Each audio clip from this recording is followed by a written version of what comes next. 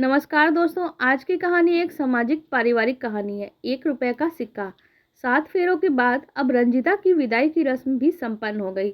विवाह भवन अगले 3-4 घंटों में ही खाली करना था, इसलिए लड़की पक्ष के मेहमान अब दूसरे अपने कमरे में अस्त व्यस्त पड़े कपड़ों और दूसरे सामानों को पैक करने में लग गए थे।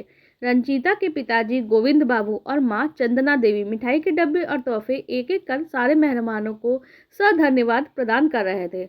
अभी तक तो विवाह की तैयारियों की व्यवस्था में समय कट गया था, पर एकलौती पुत्री की विदाई के दर्द की चुभन माँ पिता को महसूस होने लगी थी।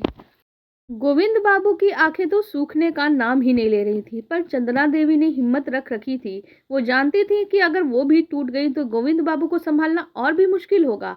फिर विवाह उपरांत इतना सारा काम कैसे निपटेगा। सारे मेहमानों की विदाई के बाद अब बस गोविंद बाबू के पारिवारिक मित्र सार्थक मिश्रा सपत्नीक रह गए थे। उनकी ट्रेन देर रात की थी, इसलिए विवाह भवन से वो गोविंद बाबू के संग उनके घर ही आ गए। समधी जी का गोविंद बाबू के फोन पर कुछ देर पहले का मैसेज था कि बारात और बेटा बहू अच्छे से घर पहुंच गए हैं। रंजिता बिटिया और उसके सामानों से कल तक भरा भरा लगने वाला घर आज एकदम खामोश सा हो गया था।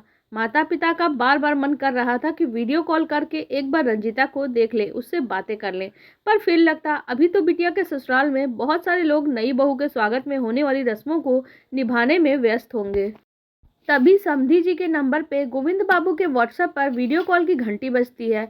गोविंद बाबू की आंखें चमक उठी थी। जरूर रंजू बिटिया से बात कराने के लिए समधी जी ने वीडियो कॉल लगाया होगा।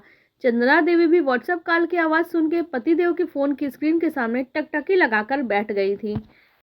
समधी जी, समधन जी, आपको प्रणाम। उधर से समधी जी विवेकानंद जी ने हाथ जोड़ते हुए कहा, हमारा भी प्रणाम स्वीकार करिए विवेकानंद बाबू।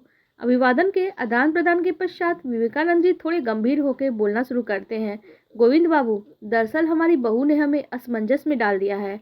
उसने मुंह दिखाई में जो कुछ मांगा है, हम उसको लेकर निर्णय नहीं ले पा रहे हैं। विवेकानंद जी की बातों ने गोविंद बाबू और उनकी पत्नी को अचानक बेहद चिंतित कर दिया था। रंजीता जैसी समझदार लड़की आखिर ऐसा क्या मांग बैठी थी। गोविंद बाबू, दरअसल 2 दिनों के बाद आनंद और रंजीता को हनीमून के लिए निकलना था, पर रंजीता बिटिया जिद कर रही है कि घूमने फिरने के बाद वो कभी नहीं जाएगी।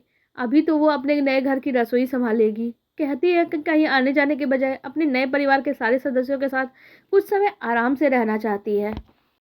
सास ससुर को अपने हाथों का बना हुआ खाना खिलाना चाहती है, अपने नए घर के कोने कोने को महसूस करना चाहती है, और तो और आनंद भी उसकी बातों से सहमत है। विवेकानंद जी बोलते बोलते भावुक हो गए। उधर चिंता में घुल रहे रंजिता के माता पिता बेटी की बेहद प्यारी सी जिद पर फूले नहीं समा रहे थे। गोविंद बाबू, हम बिटिया का ये आग्रह स्वीकार तभी करेंगे जब आप दोनों हमारा एक निवेदन मान लेंगे।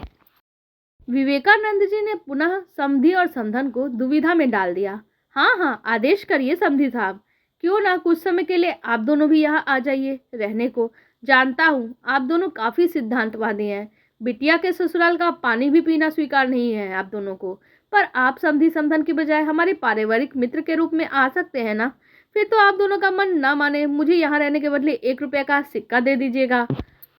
विवेकानंद जी की बातों का कोई भी जवाब गोविंद बाबू को नहीं सूझ रहा था। सामने स्क्रीन पर समधन जी और दामाद जी भी नजर आने लगे थे। वो दोनों जैसे बेसब्री से हाँ की आस देख रहे हों। बस पापा, अब कुछ मत सोचिए, मैं अभी निकल रहा हूँ आप दोनों को लेने के लिए। दामाद आनंद की आवाज़ थी, जिसे चाहकर भी गोविंद बाबू और चंदना देवी ना नहीं कर पाए थे। विवेकानंद और उनकी पत्नी के चेहरे की खुशी देखते हुए बन रही थी, पर स्क्रीन के एक कोने में चुपचाप खड़ी रंजीता की आंखों ने खुशी के आंसुओं को छिपाने से जैसे इनकार कर दिया था। पहले तो ऐसा मायका, अब ससुराल, ऐसे अनोखे परिवार को पाकर खुद को दुनिया की सबसे भाग्यशाली महिला समझ रही थी वो। आप लोगों को हमारी कहानी कैसी लगी कमेंट सेक्शन में जरूर बताइएगा। साथ ही वीडियो को लाइक कर दीजिएगा और हमारे चैनल को भी सब्सक्राइब कर लीजिएगा। धन्यवाद।